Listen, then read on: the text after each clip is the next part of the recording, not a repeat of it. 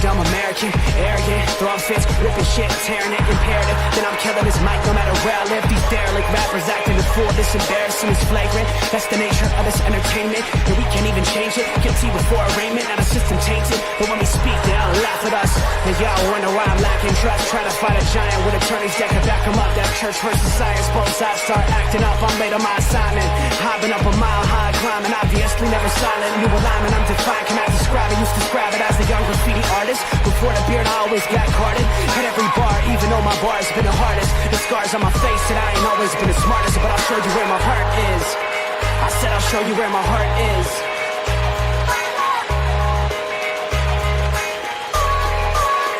I can show you where my heart's at. See it on my sleeve. Even if the beat stops, my soul will not leave. If I never stood tall, nobody will ever see. I can show you where my heart's at. See it on my sleeve. I can show you where my heart's at. See it on my sleeve. Even if the beat stops, my soul will not leave. If I never stood tall, nobody will ever see. I can show you where my heart's at. See it on my sleeve. I can show you where my... The type of guy that would ride with the breeze. I'm higher than most people. I'm cold and icicle freeze. I'm liking to Mike Tyson. I'm a bison, a beast. I'm hot like Jamaica, like right by the beach. My pops is from a spot where they're fighting for peace. 8 years old, out there watching people fight in the streets. All these sirens only make the violence increase. Yeah, we're still not loving police.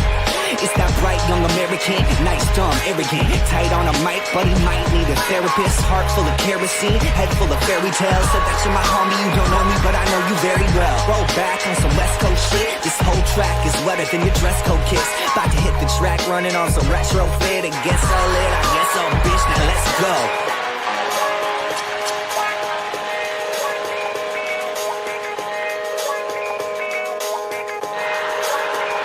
Show you where my heart's at. See it on my sleeve. Even if the beat stops, my soul will not leave. If I never stood tall, nobody will ever... What's up, everybody? It's Tuesday, sports nonsense and whiskey, and Pinky is here too. I don't have to start it by myself. Thank you for joining, Pinky, because I was scared. I've been waiting. I've been waiting, baby. I've been here. All good. All good. Well, Pinky, happy Tuesday. We are living in a good world. There's not a three-peat. The Chiefs' evil empire was a no-show virtually on Sunday, but we'll get into that. But Pinky, how was the weekend, man? How was it? Oh, it's good, bro. Got to took my dad out for his 76th birthday. Happy belated birthday. We had an afternoon lunch, and then we went and saw a movie. We went and saw Love Hurts, which is on my list. You said it was good. Fast-paced action movie, and it was very enjoyable. I think it's a lot like Nobody. So if you liked Nobody, you'll like Love Hurts. Can't say I watched Nobody either, my friend. You didn't see Nobody? That's a fun hour and a half. Oh, that's the one with Bob Odenkirk, right? Yeah. Yeah, I never got around to it. I heard it was good though. It's on Peacock. It's for free. I'll watch it this week. That's a fun one because it's just it doesn't take itself serious. Like the storyline's not super in depth. It's more about just kind of the action and again very similar unassuming guy that it just happens to be a badass. So very similar thing. Odenkirk was that. I don't even know how to say that. Data or short round, whatever you call him. Ki-Hee Kwan. Yeah, exactly. Short guy. Round. Short round. He's very unassuming, right? Small guy, but he's a badass. Absolutely. The action is great. Marshawn Lynch is amazing in it. The movie is very well done. Very well done. So I got to do that. And then we had Super Bowl, man. And Super Bowl is there's such a build-up the whole day of is it 4 o'clock, 4:30 yet? Can we get to 4:30? So, yeah, man. It was a good weekend. And it was the weekend went by so fast. I was like, damn it, it's already Monday. Dude, same. That Monday after the Super Bowl really needs to become a holiday here. This needs to happen. I mean, I usually take that day off. I should have. If I'm on the phones, I take that day off. Let's just say that. Definitely should have, but I I had a great weekend. So Rookie mistake. It was busy. Hey, it wasn't rookie. Mistake. I was just trying to make better choices.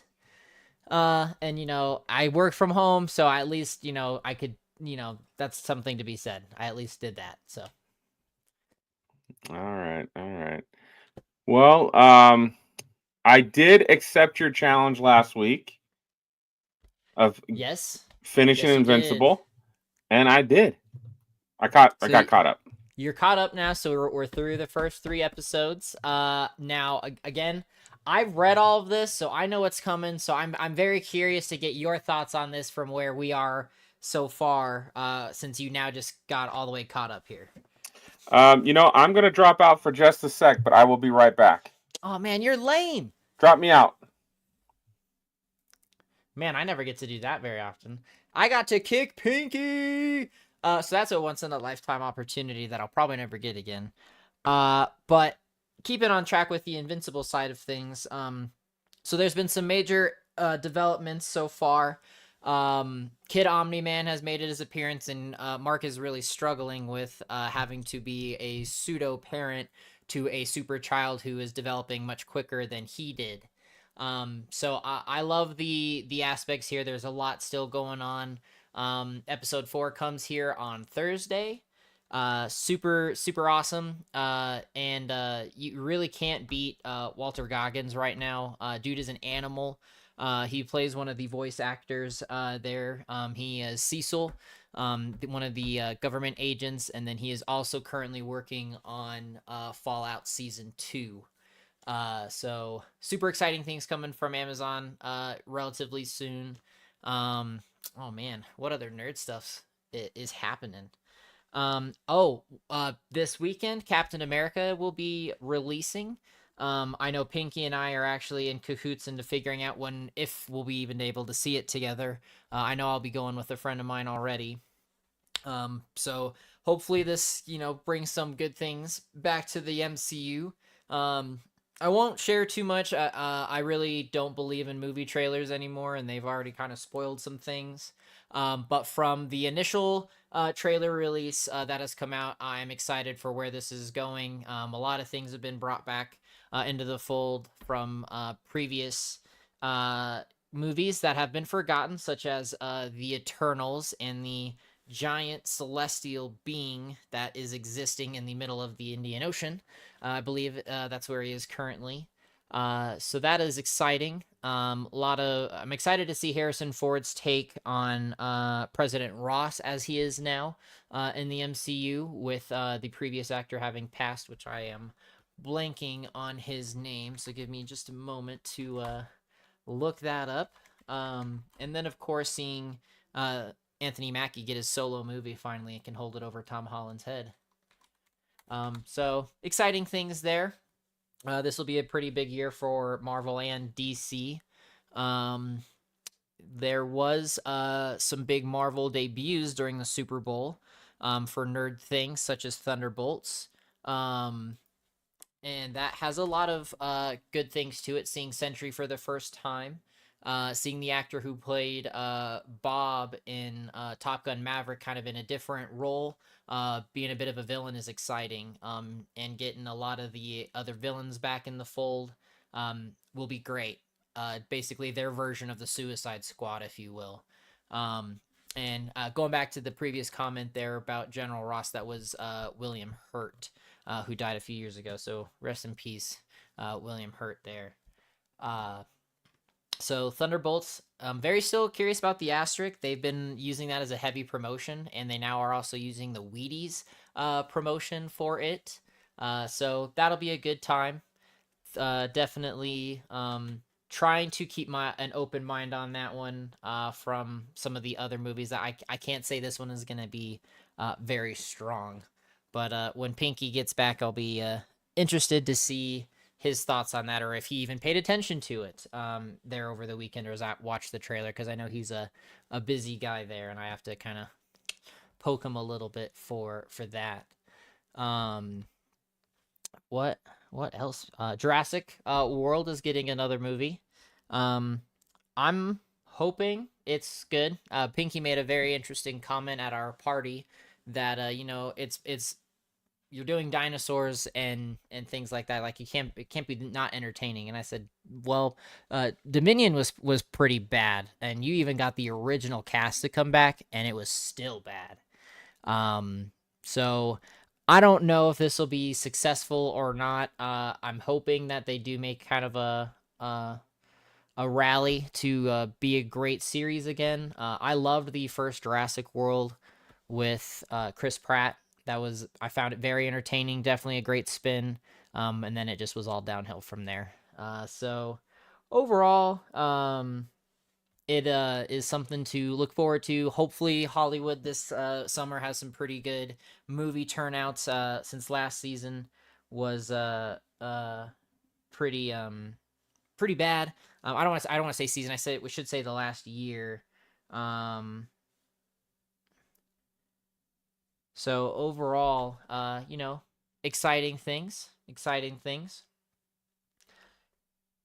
But so I am still flying solo for the moment. I was really hoping to have some banter here. I did not plan for this. So we're gonna talk about other things up and coming in the sports soccer world. So pretty big races going on overall. It's pretty close as far as the Premier League is going. Let me just pull up the tables here so I don't shoot myself in the foot.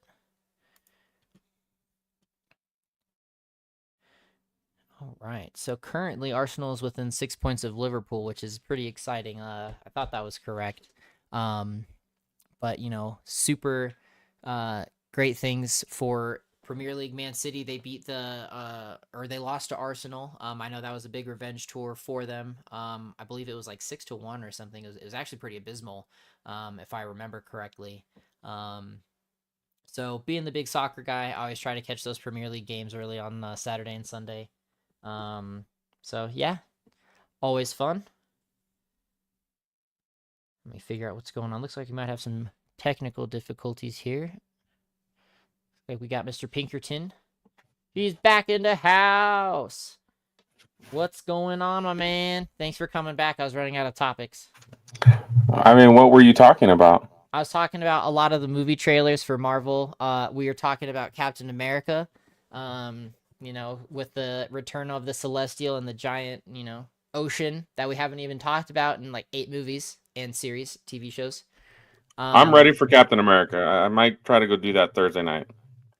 And then, what else? Oh yeah, Thunderbolts. Did you catch that trailer? I was hoping we didn't really talk about it. I saw some of the trailer. To be honest, if it's not football, I wasn't really watching. Like, when you're in a group of people and you're chatting and everybody's fun, like when football's on, I'm like watching the game, and then as soon as the commercials start, I'm talking. Like, that's fair. Yeah, I don't do a lot of commercial watching. Thankfully, a lot of the commercials came out a couple days beforehand, and I saw some of the good ones before the game. I saw some of that Thunderbolts trailer. I do remember your buddy Nate saying it was going to be bad. Yeah, I did say that. I'm keeping an open mind for it. It's their Suicide Squad, so we'll see. Yeah, there's an interesting dynamic of all of the characters in Thunderbolts. Pretty much are side characters. So it could be really, really fun, or it could be awful.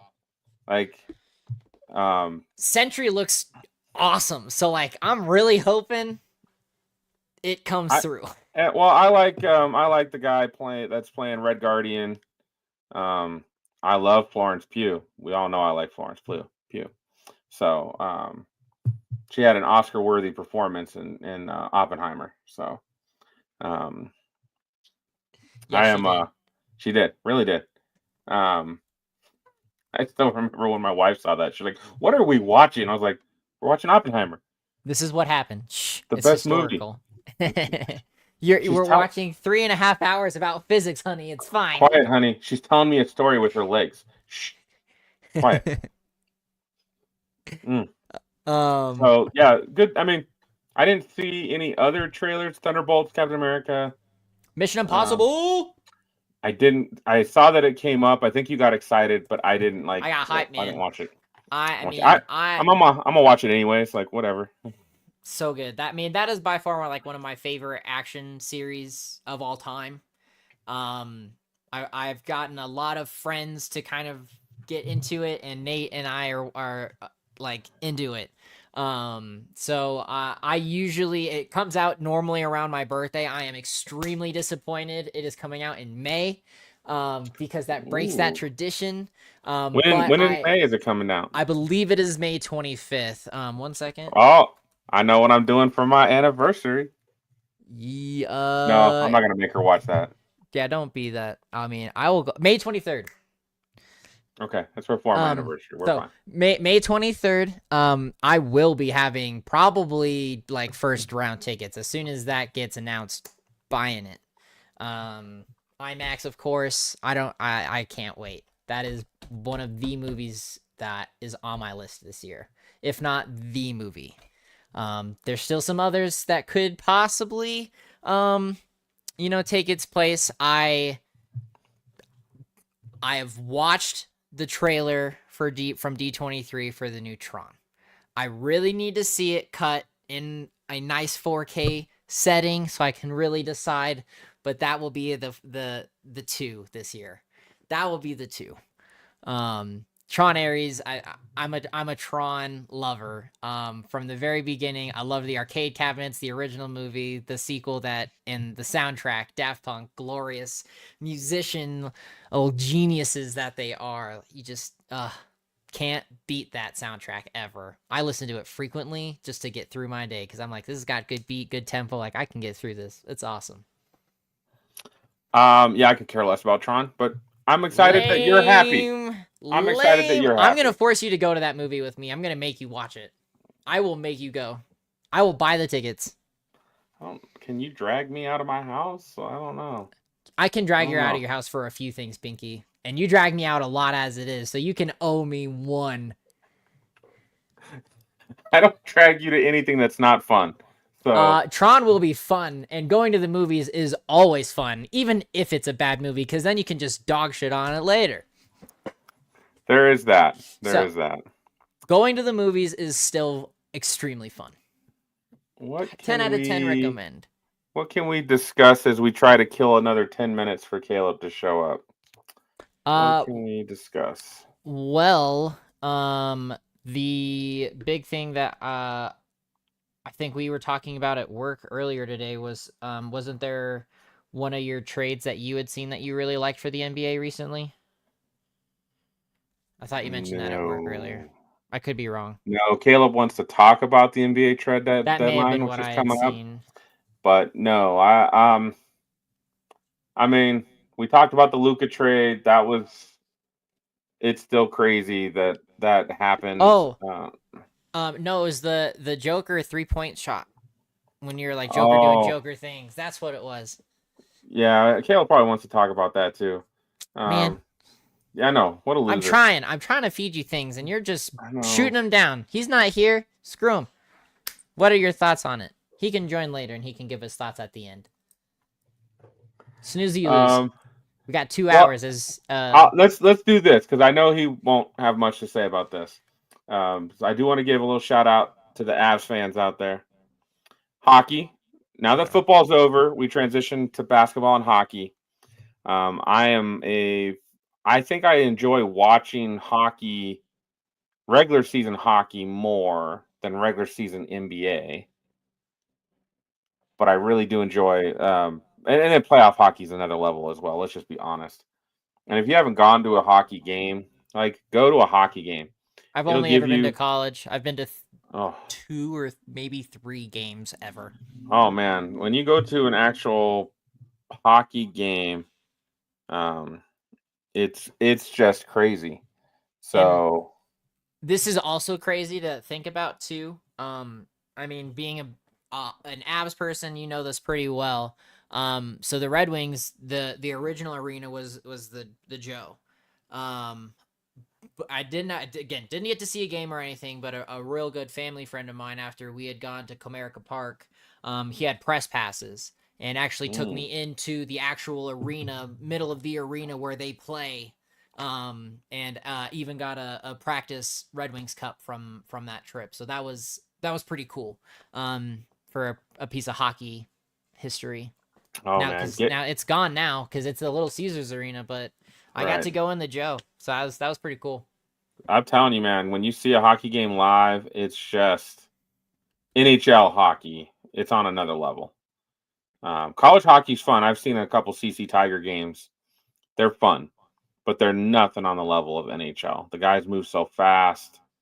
How they can move the puck is pretty amazing. So, coming back to the Avs, they are doing, after they traded both of their goalies. You won't see that happen in a season very often, where right in the middle of the season you trade both your goalies. You're like, F it, I'm done. You guys suck. You're out. And they picked up 2 goalies, Mackenzie Blackwood, and then Wedgwood. I don't know I can't remember what his first name is, but Blackwood has been pretty fantastic for the Avs. He knows his role.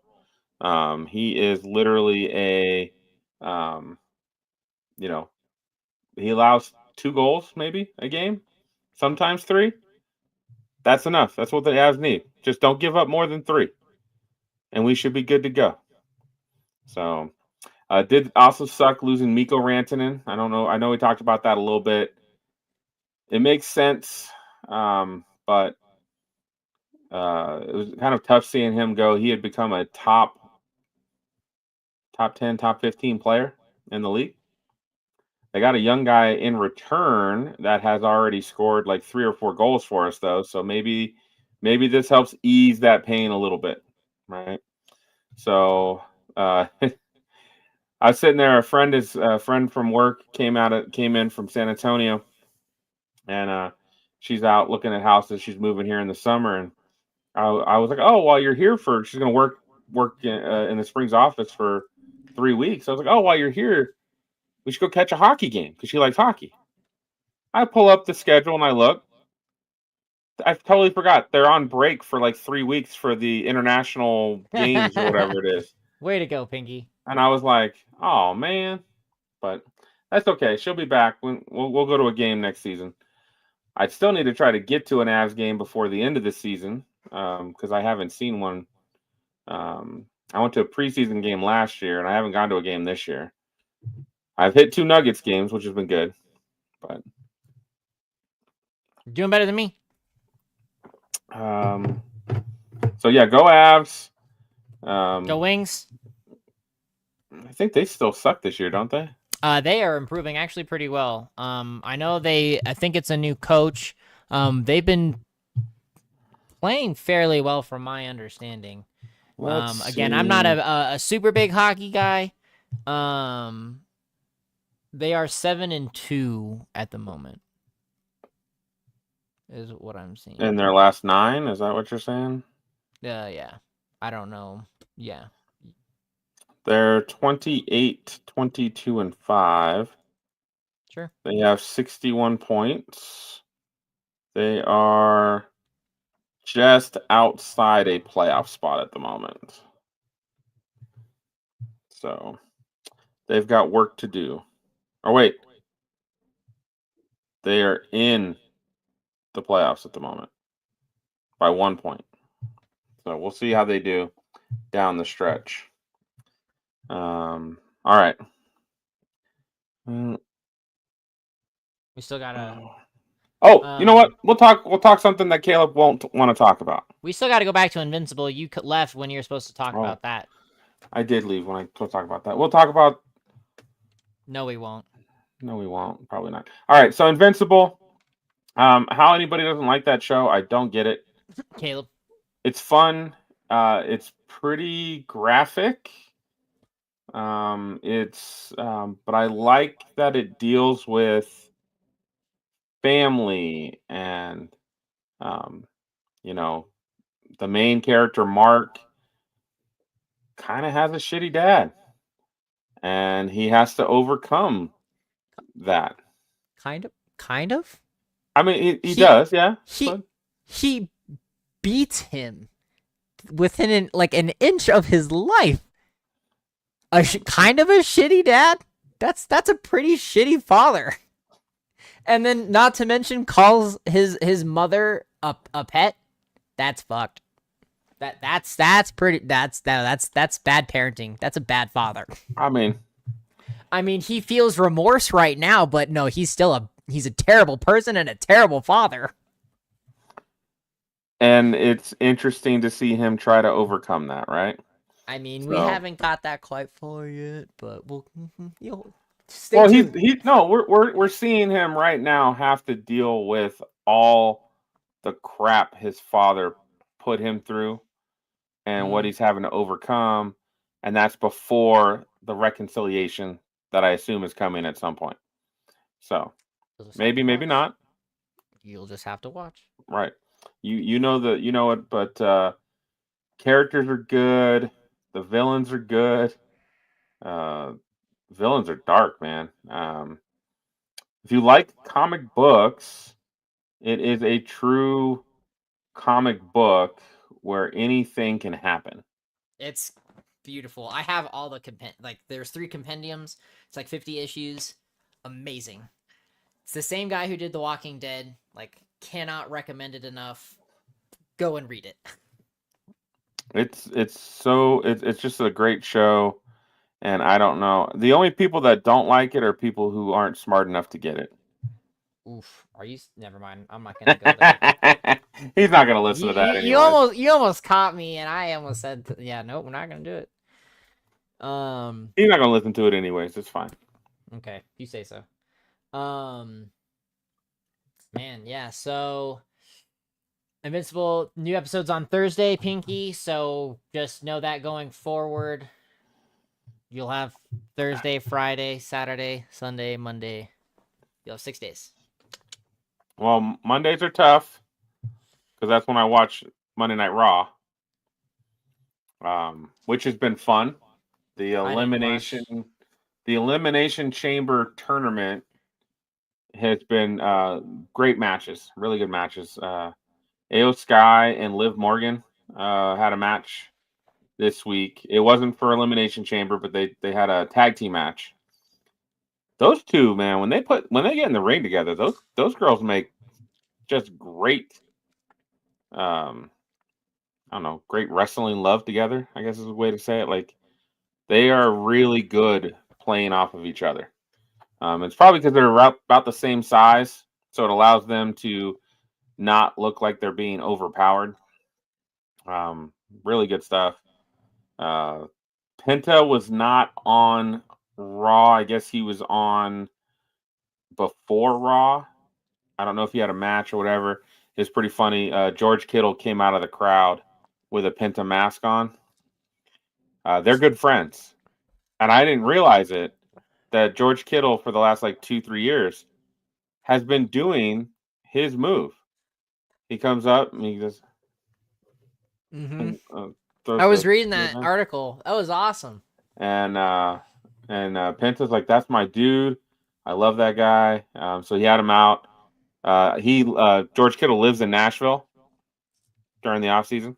Okay. So they were in Nashville for Raw. So that's why he was there. But he had a Penta t-shirt and then he had a Penta mask that he got in the ring with. And that was super cool. I'm trying to think what else was I need noteworthy. to watch Raw still. Yeah. Have you seen any of the episodes since the first one? No, I watched them all but this last one. Okay. Yeah. This last one was pretty good. The War Raiders match, I'm gonna say it, man. Igor, I think is his name. He's 350.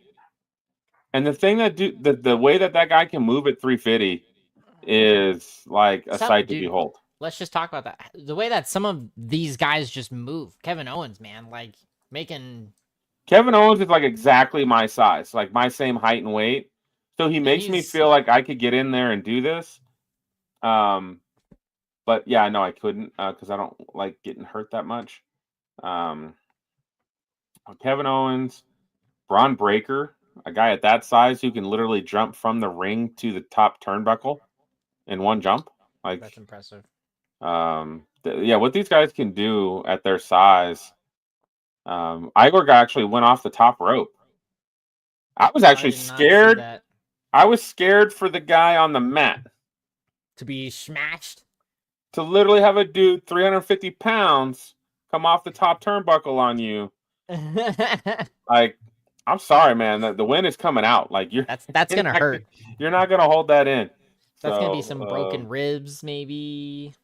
We did have the show opened up with Jey Uso, which is really great. Every time he opens the show, my daughter runs down the stairs, starts yeeting. He's yeeting all over the place. The crowd is hyped. But Gunther, Pat McAfee's interview I've been seeing lately, dude, are so Pat McAfee gets all into out of it. pocket, dude. I love it. He was great on the call last night. He said a lot of fun stuff last night. But Gunther attacked Jey Uso while he was doing that, and then Jey Uso basically said, "All right, it's me and you at WrestleMania, Gunther." So the match is set. Gunther. I got a feeling Gunther's losing this one, bro. You're probably. I got a feeling they've been running this. Jey Uso is getting the crowds and he's getting the hype and he's selling the merch. I feel like he's getting the belt. Oh, probably. I feel like it's his time because you can get it back. You can give it back to Gunther. You can have Gunther go get the other belt at some point. Like, Gunther has proven. I think Gunther's had more days with a belt around him than he has without in WWE. Like, it's crazy. Because he had the Intercontinental Championship for almost like a year and a half. So it's so crazy that he's been on that run. But I just feel like they're gonna give it to Jey, let him run with it for a little bit, and then Gunther can chase, Cody or Cena, whoever gets the whoever wins that match. Oh, whatever, it'll be whatever Cena. match we get. I got a feeling he's not gonna win Elimination Chamber. You don't think so? Even though he declared the win? I got a feeling he's not going to win Elimination Chamber because that might be too easy. I do think he's going to get a match at WrestleMania. A top match against someone. CM Punk. Someone. And then I think it will be at a different show that he'll get a match against, Cody or whoever's got the belt, Roman, whoever's got the belt at the time. I think he'll get a match, and that's the one he'll win. But I feel like they want to surprise us, and I feel like him winning Elimination Chamber is too easy. That could be just my feeling. It's too easy of a storyline. So, all right, well, he's still not here. It's time to get into it. It's time, man. It's time. You snooze, you lose. So when he shows up, we'll kick him. That's cool. Kick him. Do we want to do NBA while he's not here then? Or he really wants to do NBA, so we just talk Super Bowl then? I guess we can just talk the Super Bowl, and when he gets here, we'll kick him out and then bring him back in. All right. So, like we talked about, the universe. Like, I woke up Monday morning, and the universe just felt like everything was right. Like, Thanos was dead, and it was just like, oh, it's so good. The Evil Empire. And I remember walking into work, and when you're a big football fan like we are, but especially me, everybody more so than you than me. I'm just guilty by association. Everybody comes over and they want my opinion. Oh, that was a crappy game. Crappy blah, halftime blah, blah. show. And I was like, yeah, I did not like the halftime show. I'm going to be honest. I was not a big fan of it. And I don't know. I just don't know Kendrick Lamar's songs on his own. I don't find that entertaining. There were no musical instruments out there yesterday. When he's on somebody else's song, hot fire. But I don't think I enjoy his stuff. So I guess the crowd, there's a lot of video of people in the crowd not enjoying it at all. Like that was very apparent that they were not enjoying it. So It's very interesting. I will But- say that. I mean, every year There's you always see it. something. There's the people who love this halftime show and people that hate it. There's no in So, between. I don't think Usher had as much of that, just because No, he's Usher kind of was like boring. yeah. Again, he's boring until Ludacris came out when they did like nobody cared. No. Like as soon as Ludacris came out, it was like, oh, let's go, it's Luda. Like we were like excited again. Should have been Lil Wayne. Should have been Lil Wayne. Should have been Lil Wayne. They probably won't do this, but there's two bands that are from San Francisco. And it better be the one we both know. One of them needs to play, and it's either got to be Metallica or Green Day. It's in San Francisco. That's their town. This is probably like the last time you could probably have Metallica do it. Based on, they're getting older and, it may not be as good later down the road, but I know they've really been doing a lot of the hip hop artists, pop artists. I would love to see Metallica. They probably won't do it. It'll probably be like they're too Taylor renowned Swift already. It doesn't matter. It'll be somebody like a little bit. Just like, I mean, you can't say that now because she got brutally booed. That was gonna be. Look, that was gonna happen anyway. It's guilty by association too. But from a guy, I know there's a Broncos super fan, Ron, really cool guy. He's gone to like 19 of the last like 23 Super Bowls. And he just goes during the week. He doesn't go to the game. He's gone to the game twice because he's won tickets. But he just goes down. He spends the week. He does the NFL experience. He does a couple of the parties. He just kind of enjoys being around all the football fans, right? It's kind of like the draft. He'll go to the draft most years too. And again, you're around a lot of different fans. He was like, by Saturday, like 90% of the people out there were all Eagles fans. He's like, so again, if you had a whole crowd of Chiefs fans, they're probably going to cheer Taylor. Eagles fans boo Santa Claus, so they're definitely going to boo Taylor Swift. True. Right? True. So, like, it's not shocking that she got booed.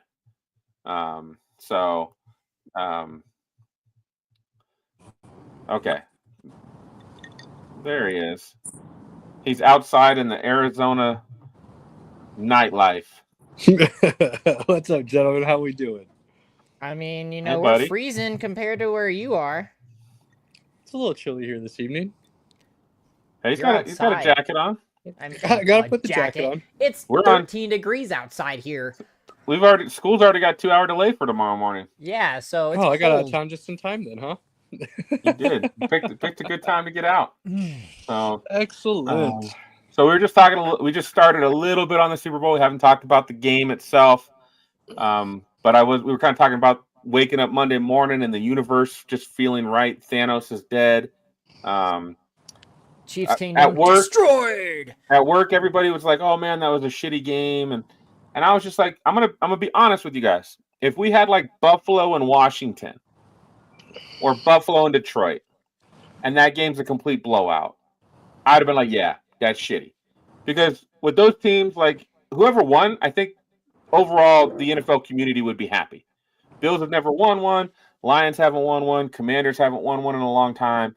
I think we would have gotten a game that we would have we would have been okay with whoever won, unless it's a blowout. And then it's just like, oh, awful. I loved every minute of this blowout because I knew, we talked about it. If the game was close, the Chiefs were going to find a way to win. You had to be up 10, 14 points late to make it to where they didn't even have a chance to win. And the Eagles made sure they did not have a chance to win. You know, the score shows 40-22. I remember 40 Those to are 6. some long passes. 40-6 is what I remember. I remember 34-0. And then the Eagles decided the game was over, and they took their foot completely off the gas. Didn't even put on cruise control and just went into coast. Hey, they were like, there was not enough time for them to come back. No, they literally put it in neutral. And we're like, ghost ride the whip. We're out. Yep. So that's where my feelings were. And I feel bad that I was like, and again, this is most of America, right? I think we can agree most of America, if you weren't a Chiefs fan and you weren't an Eagles fan, you were hate watching this game to see the Chiefs lose. Which is the greatest sign of respect, right? Why did we watch all the Patriots Super Bowls? To watch them lose. To watch Yeah, them lose. I mean, look, I understand where you're going with this. I didn't care who won, but I found myself kind of sort of almost pulling for the Chiefs because the idea of history and the three-peat and horseshit. I'm good with that. I've told you before, there's no such thing as rivalries in the AFC West. That's non-existent. So I don't have any hate towards the Chiefs or what they're doing. And if I'm being honest, I would rather be talking about the Chiefs dynasty for the rest of my life than the Patriots dynasty. But it doesn't do anything. The Chiefs three-peat would have completely made the Patriots dynasty non-existent almost. Nobody would have even talked about it anymore. It doesn't kill the Patriots dynasty, though, even if they won that third one in a row. I didn't say it killed it. I said it would have killed the conversation about it. People would have been talking about the Chiefs instead of the Patriots. That's what it would have been about. You wouldn't be talking about six. You'd be talking about a three-peat. That would have been the prevailing conversation going forward. And I'd rather have that conversation than still talking about the Patriots. Yeah, see, that's how I was looking at it. Yeah, that. No. You know, and if that's any you're other both team, looking at it like the Chiefs are a rival of the Broncos, and that's why where you're coming from. No, I'm not looking at it from that perspective at all. I could then Robert just hates greatness all around, and that's his issue. I just hate that the Chiefs won as much as they did because they shouldn't have won as many games as they did, and they personally, I don't think they played enough to be in the Super Bowl, but they were. That's where I come from.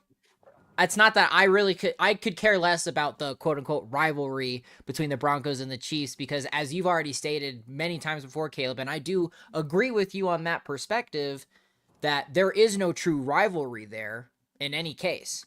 So I could care less. So the rivalry has been diminished because over the last, 40 years, 50 years, none of the AFC West teams haven't been good at the same time for the most part. Right. So that's why when we were in the 60s, the Chiefs, the Raiders, the Broncos were really bad for most of the 60s. And then as the 70s, the Chiefs were really good in the early 70s and the Raiders were really good. They would fight back and forth. They had great rivalries. And then the Broncos got good and they got into the fight. And then once the early 80s, again, one team was always at the top, kind of dominating the other one. So again, it's not like true rivalries anymore. I think we can get back there. I think that's something that can happen. We'll talk about it a lot in the offseason, but the AFC West right now may have the best coaching foursome that we've seen in a long time. I'd have to look. We got to look through. We'd have to look through some records to see, was there another division that had 3 Super Bowl winning head coaches and another one that's been to one? Yeah, but does it matter if 3 of them are all past their prime? I don't think they're all past their prime, my friend. They're not. 2 of them are solid. One of them is past their prime for sure. It's the reason Seattle moved on. I think it's good that the Raiders brought him in, and it can help build a culture, which is what they need. Well, he's the coach they need right now. Right, but to act like he's But he makes them at least but not competitive. the one they deserve. I will say this, though. I didn't think Sean Payton still had his fastball, and I think I'm probably wrong on that. And so I guess, maybe Carroll's still got something left in the tank to come in relief if he needs to. I don't know. I think Pete Carroll is going to do a good job of getting the Raiders back on track and getting them competitive. Whether he'll get what he needs to make them a contender, maybe not. Ownership always plays a big role. Ownership, at least at the moment. I know Tom Brady owns 5% of the team. But the majority owner, Mark Davis, is pretty bad. Give him 5 more years. The Raiders are still, and I know we'll talk about it in a couple weeks, but the Raiders are still one of my teams that's the most interesting this offseason because of the free agency and their draft position. And there's so many ways they could go, and it's so easy for them to screw it all up, but it'd be so easy for them to get it all right at the same time. I agree with you, Caleb. They are one of the more interesting teams because there are lots of decisions still to be made about where to go. Right? So I'm with you on that. And I know I gotta. Pinky has to constantly bring me back down because I'm so ready to talk free agency and then the draft and everything. So he's constantly been curtailing. Trust me, this past week. We need to give this Super Bowl its due. So let's see. You talked about turd games. This was a turd. I mean. No, it was a turd. It was a great dominating for performance. football fanatics, like I would say that we are, I think there was one thing that stood out in this game that always rings true, and I think it proves. I think we agree. How do you build a football team? You don't win in the trenches, you're going to lose every time. And this game was won in the trenches. What was it? 6 sacks? 6, I believe. 6 sacks. And what's funny about this one is they sacked him 6 times, but when I remember that Bucs beat down, I remember the Bucs hitting him way more than the Eagles in that game. He ran more negative yards than anybody of all time in one game. Like it was slightly different scenarios. You're talking about a Patrick Mahomes from 5 years ago? Yeah. Second year, third year starting. Okay, I see what Caleb's trying to get at. This time around, there's more experience. There's veteran status. There's more IQ within the game. He doesn't have Tyreek to just try and bomb it down deep to and create a bunch of plays. He understands that I can just get rid of it and move on. I actually felt like he was rushed and hurried more in this game though than he was in the Bucs game. Well, what I noticed something watching the game. And I will say that's what's great about watching football with Andy is even when his team is getting beat like they were, he was still analyzing the game. He was like, look at this, look at that. Like, oh, my, see how they're doing this. And like, he was just like, we're getting whooped right now. Like he wasn't angry. He wasn't upset. It's really funny throughout the whole game. Like his family's calling him for emotional support because they need someone to get them off the ledge. But it was a constant thing of watching the Eagles, and I don't know. It's easier said than done because 1, you've got to have the dogs, but 2, you have to truly get your players to stay and do their job.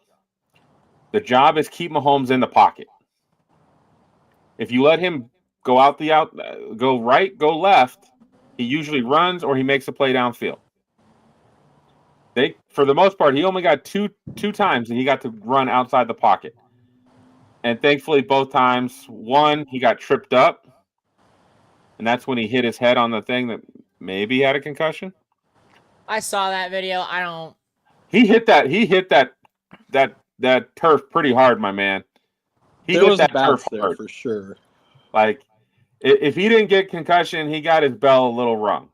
Oh, he got his bell rung. He's Mr. Gumby, though. Like, how many times has he had an ankle or issue thing that we're like, oh, dude, he's done. Like, he is done. There was times he was limping after the sacks. Regardless of whatever shot or injection or whatever they gave him, it's still crazy the amount of times he's bounced back from stuff like that. So he's got a natural ability to not be as affected by some things that maybe other people would be. I was just shocked at how the Eagles defenders were able to basically stay in their lane, allow him. He was always able to escape and climb up the pocket. He was not able to get out the pocket. But what did they do every time he climbed up the pocket? All of a sudden you had... They got him. The way Fangio finally got Mahomes, right? And they were able to do it with just 4 pressure. Front 4. That's it. They rushed 4 basically the entire game. I don't even know if they blitzed. They didn't blitz at all the game. They didn't blitz at all. One time. So with just that front 4 pressure, what you saw a lot was with their actions from the line, whether it was the edge or the interiors, and they're running those arounds, they would always have two guys going around the edge to keep him in the pocket, and then the other two guys that were then forced with the middle were collapsing into the pocket. Yep. So it was like the game plan was to let him get back there, bring him up, and then immediately collapse on top of him. Yep. And it worked great all game. And something I thought about is if you watch this game and you're in the NFL in any capacity and you don't immediately start doing what Jim Harbaugh did last year, you have already failed your team. And I'm specifically thinking about the Cincinnati Bengals because they lost the Super Bowl because they couldn't protect Joe Burrow. Right. Literally, you give him a tenth more of a second, he might get that throw off. 0.2 of a second, like that much time. And Bengals might have won that Super Bowl against LA instead of losing that Super Bowl. And it's because they couldn't protect. Now they're going into this offseason. They got to figure out what they're going to do with T. Higgins. He's probably gone. They got to sign Jamar Chase, but they're probably going to let Hendricks walk. They're probably not going to sign him. So where are you going to put all your money in your draft picks? If it's not going into that offensive line, I have no idea why Joe Burrow would want to stay there the rest of his career. So when you compare that, though, to the Chiefs weren't in this position because they didn't care about the offensive line. They learned that lesson in the Super Bowl against Tampa Bay, but they had so many injuries. But they didn't have the depth, right? They didn't have the depth. So now do they turn around and do they spend their capital on drafting linemen and bringing them in, or do they still try to find playmakers? They did make one. They made one really bad move 2 years ago. So by giving Jawan Taylor all that money. Yes. And they thought we can coach him up to be better than he was in Jacksonville. And they've been proven they can't. The talent's just not there. So, I mean, that hurts. But they had injuries, too. It's not like they just didn't care about their offensive line. Well, they drafted a guy in the second round to play left tackle. They started the season with him. He was awful. They brought in another guy. He was awful. So that's when they were like, I guess we'll move Joe Thuney out to tackle. And he did okay until this game. But then, because he's a Pro Bowl guard, moving out to tackle, they had to put a backup guard. He played tackle in college, if I remember right. And then they moved him to guard after they drafted him. He's been a Pro Bowl guard for a while. I'm just saying it's not like he's never done it. That's why he was able to perform as well as he did during the season. He doesn't have the athletic profile to be a full-time starter at that position. It's basically he did the best a Pro Bowl guard can do, which is pretty good. But because they had to move him out there and he's not that good at tackle, and now they've got another backup playing guard, they were in for it. And Philly's that defensive line is full of dogs. Like, they are dogs. That front seven, disgusting. And I know they've not really done great at linebacker, but to sign a guy for the league minimum in Zach Bond, move him from outside linebacker to inside linebacker. To go, you were in the wrong position. Let's actually put you in the position you're better at. And for him to be a Defensive Player of the Year candidate in his first year in that position is freaking crazy. So good. So good. So yeah, crazy. I mean, that defense just dominated that game. Absolutely dominated that game. But keep hearing people say, well, that's why Philadelphia won and why that offense was able to roll. No. If you're unwilling to give Jalen Hurts his due, shame on you. Period. Kansas City's a top 5 defense. Okay? Top 5 defense. They shut Saquon down. Exactly what we said they would have to if they wanted to hope to win. And Jalen Hurts went out and balled. He threw that deep ball he threw, that very first deep ball, semi-deep ball to A.J. Brown down the line that they called that offensive pass interference on, was on a rope. It was pure brilliance. And then he continued to throw balls like that all night.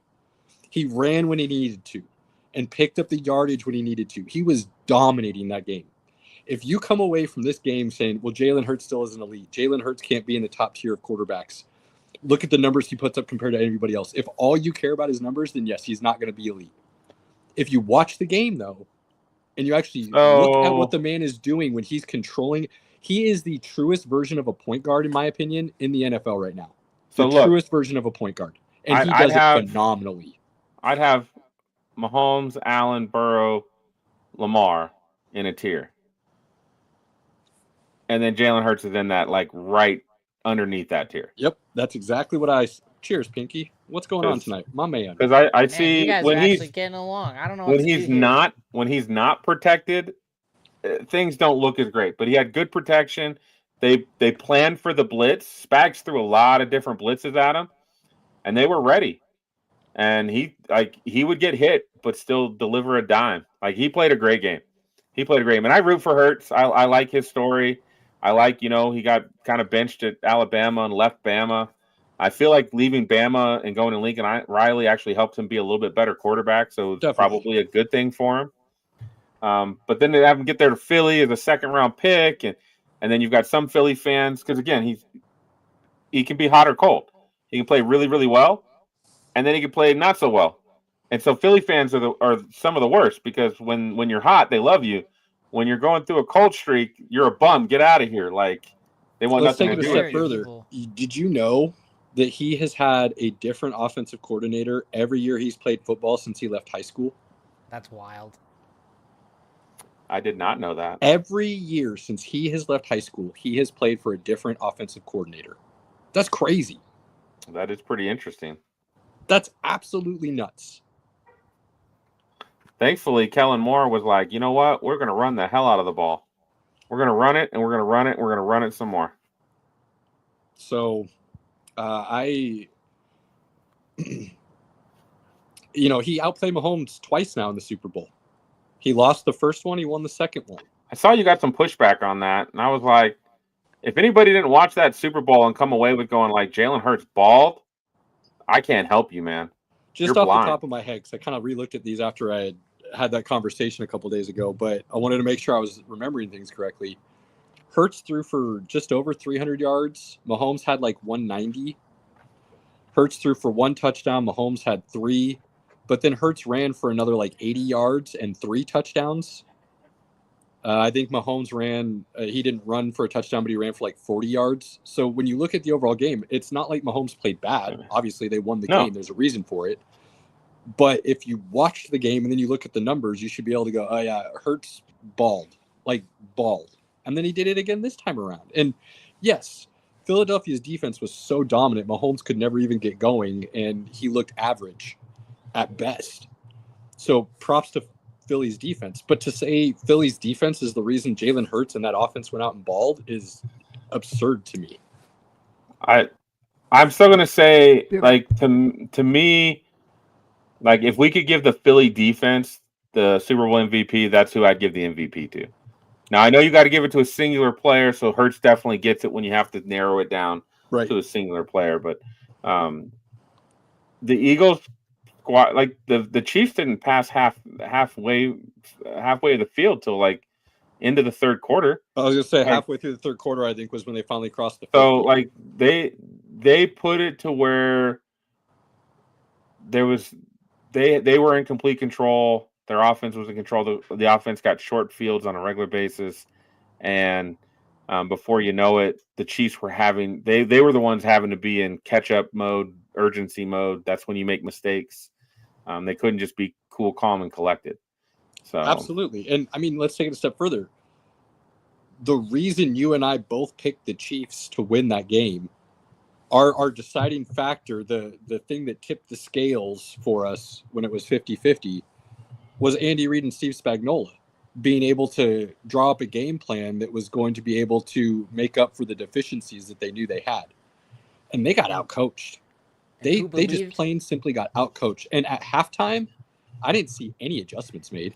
I didn't see anything different trying to be done. It was wild for me to watch that game thinking, How many times when you have an attacking defense like that, how do you combat that? I mean, you need to run the ball. One, you at least need to have some semblance of a run game. You can't just completely abandon it.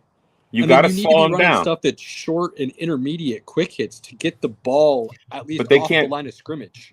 The way the Phillies defense was playing, they were playing up on all the receivers. The linebackers were playing right there. Like They were not giving but away that's any fine. of that So quick game. Then you basically run your goal line stuff on first and second down to get the ball moving forward. You have to change your mindset of what you're doing and the thought call of your play. Put that first 30 plays that you scripted down and go to a different play sheet. And that's like, what are you doing? I mean, it was a carbon copy of the Bucs game.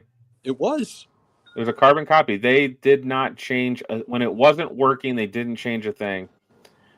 And the Eagles didn't do it like the Bucs. I mean, the Bucs, if you remember right, the Bucs were daring the Chiefs to run the football. They were giving up 7 to 8 yards a clip, daring the Chiefs to run the ball. And Andy Reid and Mahomes they get happy and they want to throw the ball, and I get it. But damn it, you got to run the football. Running the ball 7 times is not going to get it done. Thought they would have learned that when they beat Baltimore, right? Last year. Because Baltimore only ran the ball 6 times against them. If they run the ball more, Baltimore wins that game. Yeah, they got outcoached, and that was so. I will say, like, I like Andy Reid. I have a lot of respect for Andy Reid. The things he's done throughout his career is amazing, and to see him get just completely outcoached, and Spags to get outcoached that way as well, and I almost feel like the Chiefs defense may have been better served playing more coverage and letting Saquon get 5 yards. I feel like making the Eagles matriculate, because they do it once a game, twice a game. They'll matriculate down the field, short stuff, Saquon run, short stuff, pass to Goddard, touchdown, tush-push touchdown. But then they like to push too, and they like to throw it downfield. And I think that's where the Chiefs could have got them off their game by being able to rush the passer, by being able to play coverage deep, letting them try those deep shots, because they felt comfortable of, hey, we're getting 5 yards from Saquon, 7 yards from Saquon. They lined up so hard to stop Saquon, and they did. They did an amazing job. Yeah, but to the point to where it was a detriment, because they were biting on every play action, every bootleg, every, you know what I mean? Like, they had every fake. They were jumping on it instead of trying to hold their line and their position, their gaps. If you told anyone the Eagles were going to have, Saquon was going to have over 20 touches and have 50 yards rushing, you would have been like, oh, the Chiefs like blew them out. Probably. Like, this wasn't even a game. If you read me that stat line, there is no way with how their games have been played throughout the season that I would have been, oh, yeah, the Eagles won that game. No, I would have been like, oh, the Eagles they lost. That's awful. Like, the fact that the Chiefs stopped Saquon, which nobody stopped Saquon all season, and yet it did help.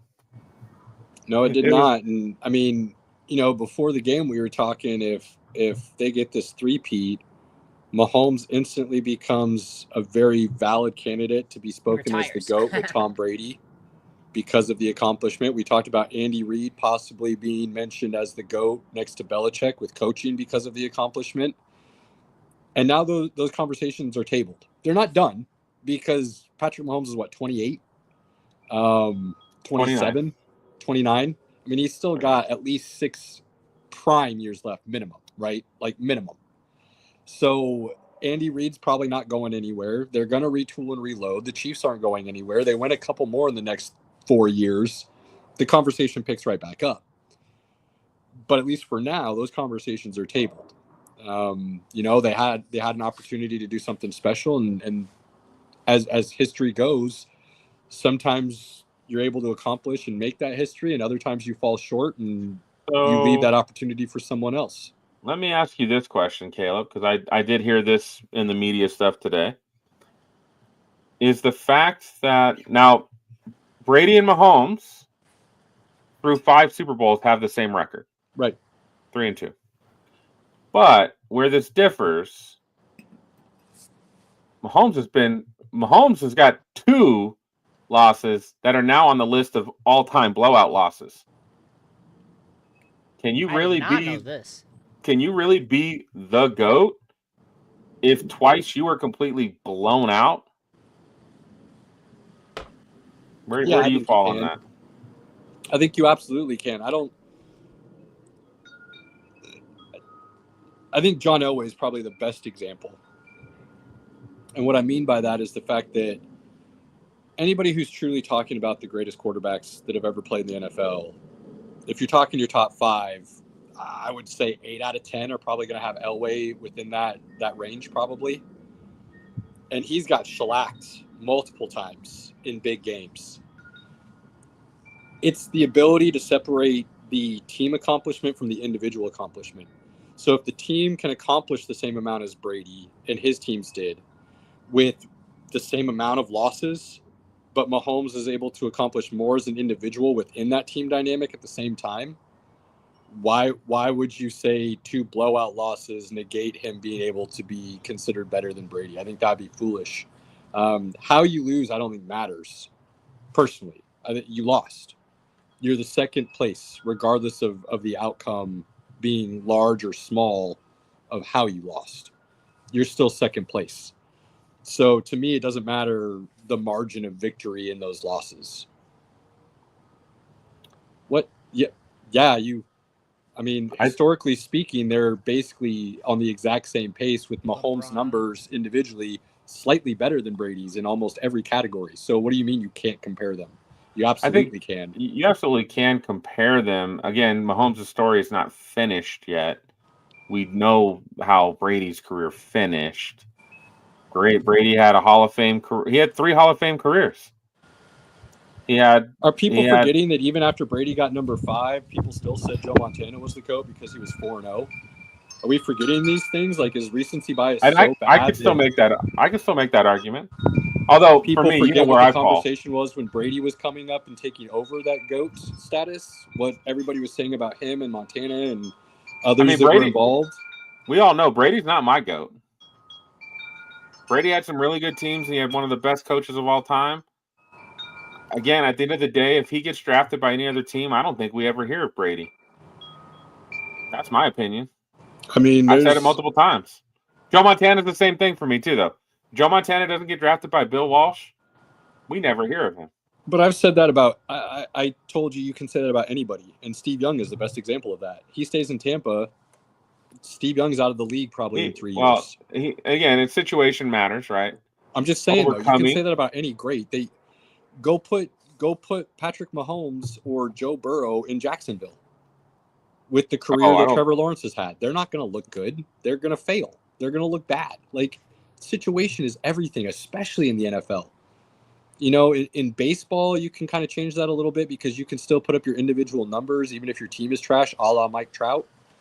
Basketball, one guy can almost completely change the dynamic of a team and rise them into playoff status and not just be a cellar dweller anymore. Football is the one sport where it doesn't matter how good one individual is. If the team is trash, the team is trash, and you're not going to do anything. And you're not going to get recognized as being good, even if you're outstanding, because the team around you is so bad. It didn't matter if you were still playing well. Your numbers are going to look terrible. Like, there's nothing about the NFL, football in general, really, to where if you were playing great but your team was bad, people will still be like, you were playing great. No, people are going to be like, oh, you were bad. Why were you so bad? What were you doing wrong? Why didn't you play better and make your team better? Because there's 10 other dudes playing with me, and they were all awful. Well, when you 11-on-1 is not a fair competition. And we'd say the one guy that usually matters is the quarterback, and the quarterback doesn't play defense, right? So there's only so much he can do. That's why, again, I still put John Elway in the GOAT conversation myself. He took 3 very talent-deprived teams to the Super Bowl who had no reason being there, which is why the outcomes were what they were. Right. They got shellacked. Right, and I think all this Chiefs Super Bowl showed us was a team with really good young talent and a proper game plan exposed the ultimate weakness that the Chiefs had, and the Chiefs had no answer for it. The bigger question to me isn't Patrick Mahomes or, you know, his legacy going forward. It really is Andy Reid and Spags. And I would love to be able to sit down with them and go, why no adjustments? And then they'd sit there and probably hand me a book of adjustments that they made that just never worked. But it looked to me, you know, I mean, I saw the casual, same, but you understand what I'm trying to say here. To me, it looked like nothing was done that was any different. I didn't see any adjustments in that Bucks game either. A couple years ago. But they couldn't handle the pressure. That O-line was really, really epically bad. It was. So when you sit there though and you say, what's more likely? Andy Reid not making any adjustments and getting smoked, or the adjustments were made and everything was just so bad already that it didn't matter because it was already done. Like, you know what I mean? Like, I find a hard time believing they didn't try to make adjustments, but that is what it looked like. I'm not going to deny that by any means. So, you know, it honestly, definitely does cause some questions. The sideline video of the Chiefs probably captures it the best. They just like had no drive. They were just sad. They got in a fight. They got punched in the face, and at this point, they didn't know how, they've been punched in the face before, because every playoff game they've ever played in, they're down 10 points. So they've had it happen. But Philly is a true bully. Like, on both sides of the ball, they are physical. They are a bully, and they will say that. They will beat you but here's down. the other thing, and I don't think this gets talked about enough or given enough credence. And to me, this is what looked like happened. It wasn't. If I'm being completely honest, it wasn't bad coaching. It wasn't bad playing. It wasn't a lack of an offensive line, which all those things contributed. But anybody that's played sports know that some days you go out there, you're ready to compete, your mind is there, you got the desire, the hunger, you feel like you have the energy, and then kickoff happens, and all of a sudden you realize you're missing a step. You don't know why, there's no rhyme or reason for it, but you just feel off all of a sudden, and no matter what you do, you can never get it back. And it looked like the Chiefs were off from the very opening kick. Well, let me ask you this one, Caleb, another question for you, because I feel like we mentioned it throughout the season. And I think we all have some opinions on how the Chiefs went 17. They've won 17 games that are one-score games, and how close, and some of the ref calls, legit or not, throughout the season. But we did comment through the season that Mahomes looks a little off. Something was wrong. Not sure what it was. Because I remember we posted a TikTok video, and I think it was me saying Mahomes is off or something. We got tons of hate on that. And I was like, I watch a lot of Chiefs games. I watch, and again, like, I loved Aaron Rodgers. Because when you watch Aaron Rodgers throw the football, it was just beautiful. Love him, hate the Packers, like the Packers, whatever. But when you just watch a guy go back and he can just throw the best football, you know, he's got to put it in a spot that only his guy can get to. Like, he does that. Mahomes had done that a lot. But something this year felt off from the get-go. And it just never seemed to change. I think the one moment it changed, especially when they came out in Houston, and he got going right away. And then he kind of took a step back in that game for a little bit. And then it was in the Buffalo game, like, he was on point. Like, that was to me, that was his best game he played all year. You and I both commented we think they're clicking finally, and that's part of the reason we thought the Super Bowl was going to be a higher scoring game, is because we're going to see these two offenses produce with the talent they had. It just didn't matriculate that way. Because the Philly defense said nope. And here's the thing, like, if we're being honest, yes, it's the best defense in the league this year. Yes, it's really good. But if you look at the playoff run, it's not like it was dominant throughout the playoffs. Teams were moving the ball. Teams were putting up points. Heck, Rams, let's be honest. The Rams kept it close for a while. If they handle business, right? Like, so to sit here and act like this is what Philly's defense has been doing to teams all year, I think would be an unfair statement to Kansas City, in the sense that it's not like they went up against this buzzsaw that they knew was going to be coming, and that was their main concern of how do we stop this insane defense. You know, this isn't the 2015 Broncos going up against Cam Newton, and Carolina knew if they could just stop the defense, they'd probably win that game because Peyton Manning isn't going to beat you anymore. So it's not that scenario going into the game. but it ended up looking that way. Yeah, it's a tough one. There's one other thing I wanted to touch on. Oh, so what were your this has come up a lot, and it's mainly from Chiefs fans, which rightfully so. DeAndre Hopkins comments? No. Oh. Well, yeah. Well, yes, because he was commenting on the refs. And the Chiefs fans are commenting on the refs. What do you think about the officiating in the game? Bad. But It was bad. Here's the deal. That's been NFL officiating since I can remember. And so that was par for the course. It's not like you got a game that was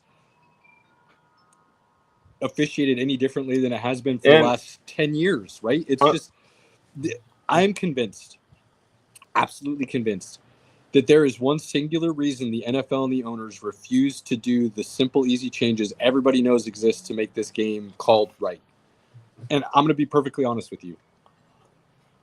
As many times as I've thought about this, and Pinky, we've talked about this a lot. I already know what you're going to say. Hamster wheel on this.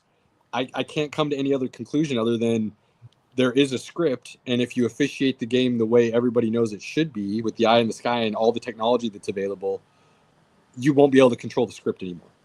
Literally, the script would go out the window. You would lose the control and the ability to manipulate the games the way you want to. I don't believe the games are scripted. I don't think that's true. But I can't, I like to think of myself as a pretty reasonable guy, and I can't come up with any other reasonable explanation for why you don't correct something that everybody sees is so simple. I know Rich Eisen is a company man. I enjoy listening to Rich Eisen a lot.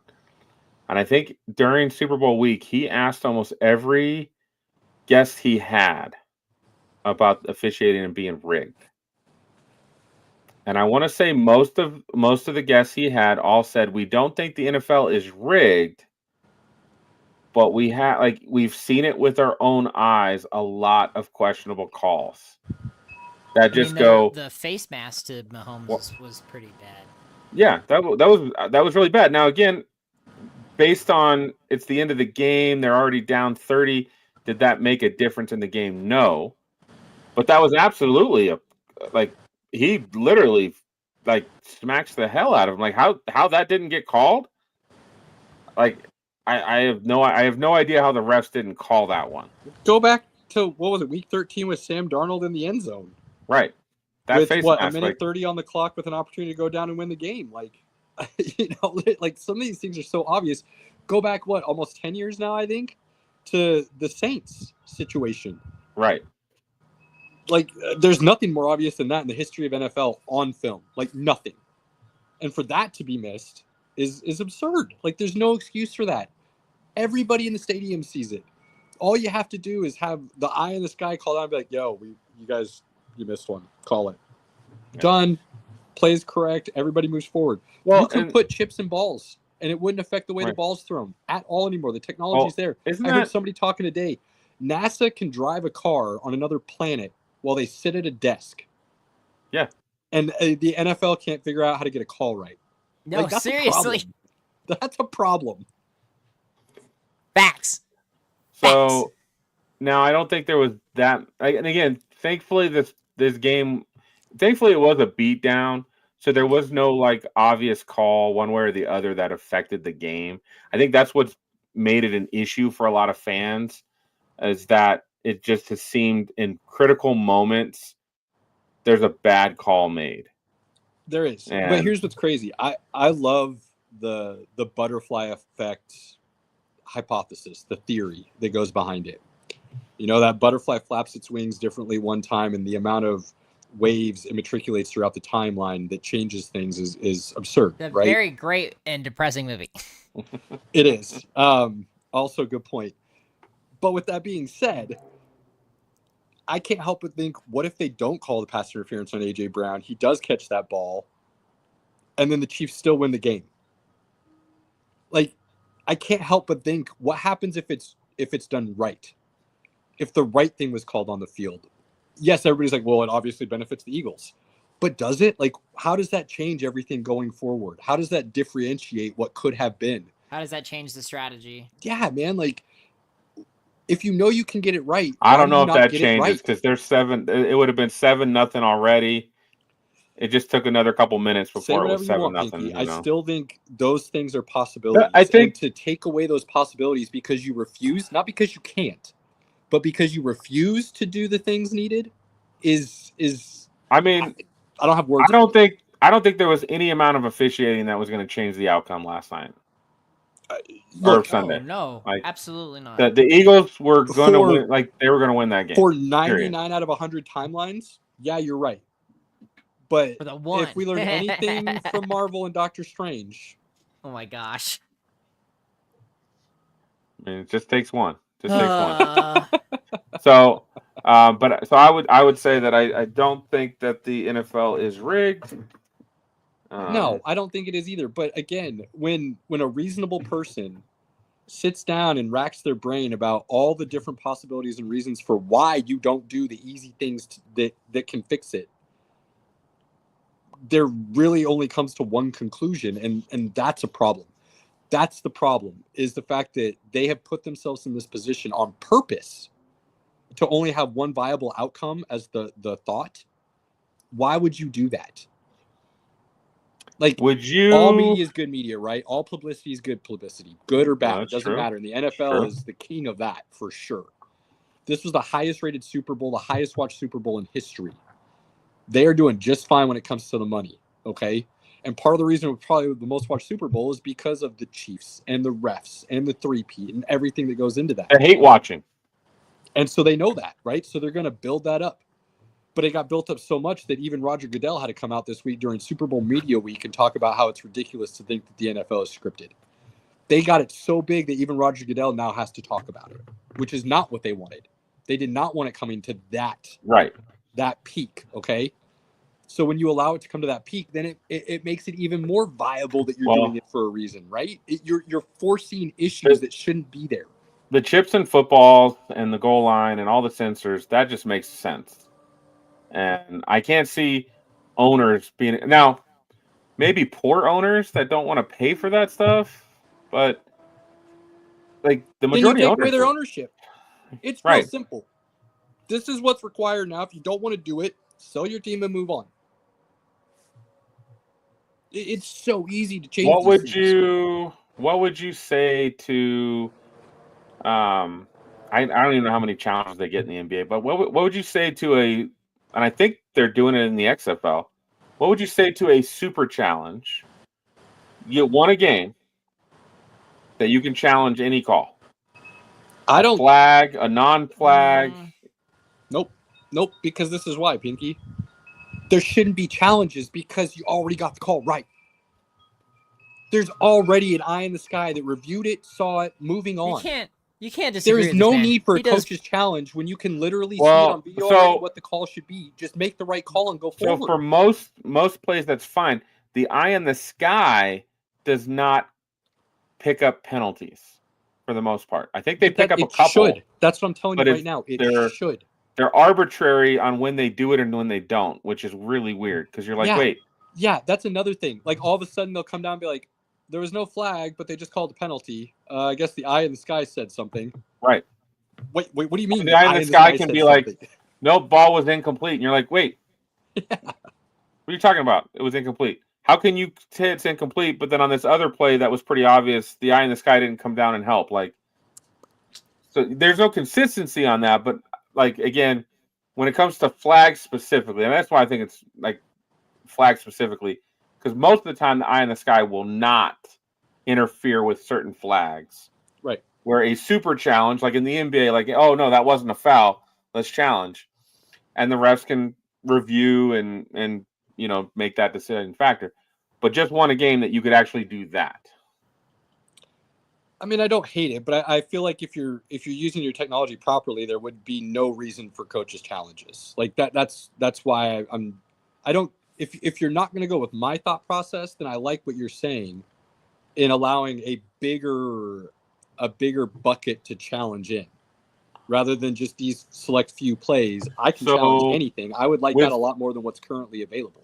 with your current thinking, which is agreeable, because again, back in the day, we didn't have a million cameras on the field. We didn't have every angle. We didn't have everything. We just had the four guys in zebra shirts and their eyes. If they saw it, they saw it. If they didn't see it, they didn't see it. Like, that was it. But now, I mean, let's be honest. We still don't know if the immaculate reception was actually a catch. Like, that's how far technology has come. Well, he caught it. Did he? So the problem with the immaculate reception that they can't prove is the old rule that if it came off of a defender, like, you couldn't, like, that ball was no longer good. I think there's still a question whether or not that ball hit the ground. That might be true, but it looked pretty good. But I'm just saying, the question is, like, it hit a player first before it bounced to Franco, and back in those rules that wasn't allowed. Regardless, the idea being that's one of the most famous videos in NFL history. I've never watched it. I'm watching it right now. But there's so much question about it because it's a cut video. We just taught all the Robert NFL history. They don't have all the angle rolling at the same time, right? You see it from straight on, and then they cut. Then they try to show you from a side angle, but that side angle wasn't filming at the same time as the front. Like, right. That's not a problem anymore. Which isn't a problem anymore. Take it a step further. If the NFL comes out and says, we can't afford to do that because not every game is nationally televised, and those are the ones that set up all the cameras, I would say, oh, you mean just like college said they couldn't afford headsets in their helmets and getting rid of the cardboard cutouts on the sideline to call in plays? Bullshit. You're a multi-billion-dollar company that could set up those cameras permanently in every stadium to get the shots you need to be set up at all time. With the NFL ticket package, all games are televised. You know what I mean? Zone, all games are televised. That's been an excuse in the past, is that it's not a nationally televised game, so there's not the same amount of cameras on the field, and that's why they didn't want to do it. You can very easily designate, we need these 8 views. Those are now NFL setup cameras in every stadium permanently. What other cameras the TV stations want to come in and set up for their own shots, they can do that. And then we have access to all the cameras. Like, again, technology says that there's no excuse to not do it. So why Robert, aren't you doing it? Isn't that a crazy play? That's wild. Like, holy shit. That is one of the most iconic plays in NFL history, and it's one of the most debated plays in Didn't NFL that history. start that Steelers dynasty? It did. Wasn't that the first Super Bowl win? No, I think it was their first playoff win, though. I think. Robert, you can fact check that for me. I don't mean that was in the Super Bowl. I mean that season, no, it was that against. Run was the first year they won the Super Bowl that they then went on to. It was against the Raiders. Yeah. I just don't know if that was their first year. It was definitely part of that dynasty either way. Right. Well, I think I thought it was the year before they won the Super Bowl. The Steelers, fun fact, are still the only team ever to win 2 separate back-to-back championships. 1-2 lost, 1-2, 4-5, and created their dynasty. So, all right. Closing thoughts on the Super Bowl. Does Travis Kelce retire? Ooh. Yes. I vote yes. He's a sad boy. I'm voting yes.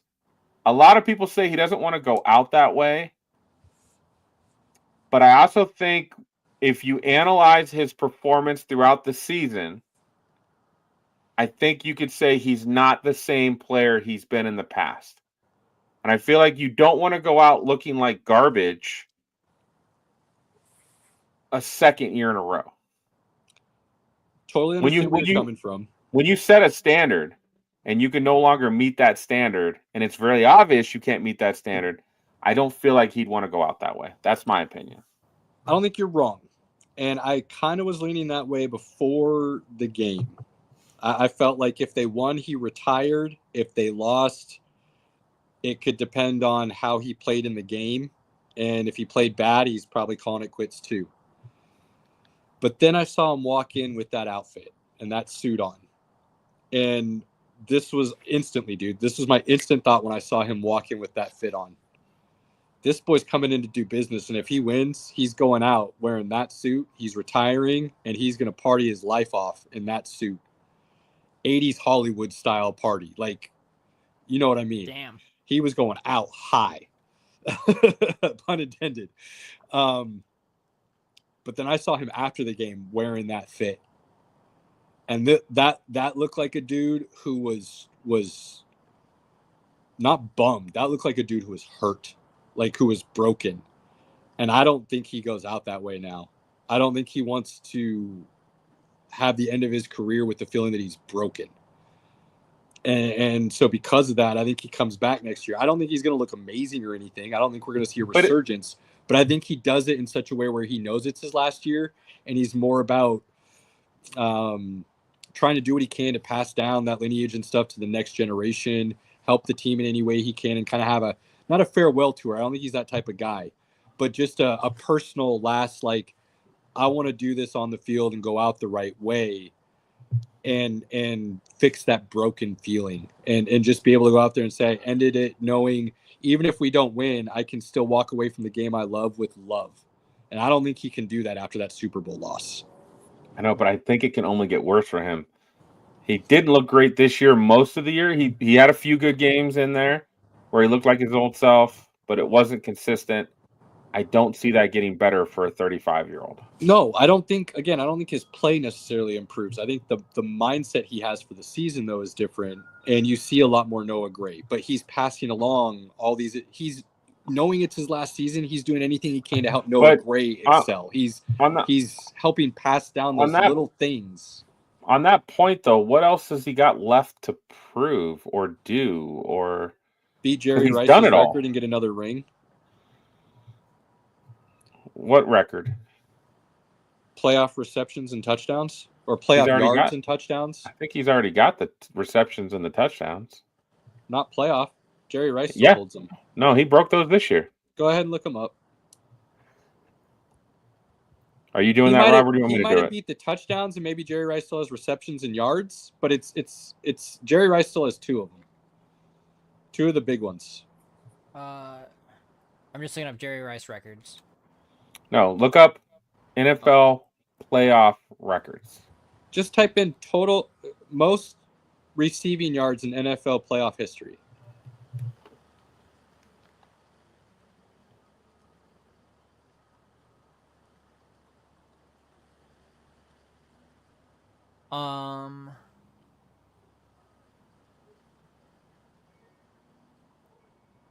So Travis Kelce crossed 2,000, but Jerry Rice still has 2,245. He has the most playoff receptions. Travis Kelce had 178 touchdowns. Then Jerry Rice still holds touchdowns and yards. Also, how many Super Bowls does Gronk have? 5. I thought Gronk only had 4. Or maybe he has 4. But, like, 2 of those don't count because he didn't play in them. Well, so my point being, though, how many does Travis have right now? He's 4. Got 4. No, he's got 3. Gronk has 4. Gronk has 4. Travis has 3. So there are still individual and team accolades to play for if you want to be the greatest of all time. He needs 2 playoff touchdowns to break Jerry Rice's record. I love how Pinky says both of those stats to us like he was right and I was wrong. Well, they kept putting his name up on the TV, all right? Look, all I know is I can see it if he comes back. I think it would be a mistake. And I'm not saying your thought process would be wrong. It could be an epic disaster. It absolutely could. But I think there's enough there now after the way they lost that he's coming back next year. That's truly what I believe at this point. I think he's going to go out for one last ride. So, Robert, what's your final thought on Super Bowl 59 in NOLA? Evil Empire is crushed. It was a great day to wake up in the world the following day. Commercials were actually somewhat entertaining, so that was awesome. Ugh. Hey, man. Really? I usually watch for commercials because then you're watching them for the rest of the year. So, dude, I can't remember a Super Bowl in recent memory where the commercials were good. Like, in all honesty, I remember growing up. I don't watch commercials. They were better. They weren't great, but they were better. I mean, so that's really all I got there. Before you jumped on, Caleb, I talked about like I didn't really see the commercials because I was like laser focused on the game, and as soon as the game like went to commercial, I was chatting or talking to people. Like I wasn't watching the commercials. One of the things about being at home watching the game by yourself, basically, is you get to watch the entirety of all of the things that encompass it. Halftime show, not good. No, yeah. Some cool artistic visual choices, but as far as like the quality of the show itself, I might, maybe it's just because I'm not a Kendrick fan. I could care less about his music. I don't think it's bad. I don't. It's not for you. Not my jam. I not something I get down to. I will say his song, what is it? Be Humble or Sit Down, Be Humble or whatever it is. Humble. Cannot stand that song. It annoys the hell out of me. That's fair. Well, we got 25 minutes, so let's get into NBA. Get us started, Caleb. I'll be right back. May as well just start with the elephant in the room and Luka Doncic being traded to the LA Lakers for Anthony Davis. Did you watch the game? Was it any good? What game? The Lakers game with him last night? Oh, no, I was driving. Oh, that's right. Yeah, you just left, huh? Yeah. I was on some dark desert highway, cruising going along. To Nebraska. Or no, you're in Arizona. Arizona, yeah. That's right. I was middle of New Mexico, middle of nowhere when that game was being played. So no, I did not get to see it. From by all accounts, he started off not looking good and started to find his legs kind of towards the end of the game. But yeah, they'll figure it out. That's the least of the worries. The issue is I don't know if there's ever been a bigger trade in the history of North American sports. About the closest thing I could think of and remember, and I had to kind of refresh my memory on this, but Wayne Gretzky being traded from the Oilers to the Kings like 2 days after they won the Stanley Cup was pretty surprising because by all accounts, Wayne Gretzky had no idea it was going to happen. So that was really big. Interesting. There's been some other big trades that you're like, wow, that was a bad trade, or they got a haul, they ripped you off. Herschel Walker, Deshaun Watson, Russell Wilson, some of those names come to mind. Rudy Gobert being traded and what Minnesota gave up to get him. There's been some bad trades, but I can't think of a trade that was this baffling, this unexpected. You don't trade a top 3 player in the league, somebody who's definitively going to be a future Hall of Famer, somebody who is just starting the prime of their career. Like, those guys don't get traded ever, literally ever. And Dallas traded Luka. And the things that have come out since the trade from the GM and the owner, like, dude, the NBA should be taking away their ability to run a team immediately because they are crazy. Absolutely bonkers, batshit crazy. Cuban let people know he had no deal. He had no part of this. Cuban was like, Dude, the quote that the Mavs owner came out with today or last night, I don't really know. I should pull it up and read it. I will in a second. Ridiculous. Absolutely ridiculous. The GM talking about how, AD gives them a better chance to win because of the fit and what he's trying to put on the court and how he's going to be able to play with Kyrie, and like nothing they have said makes any semblance of sense.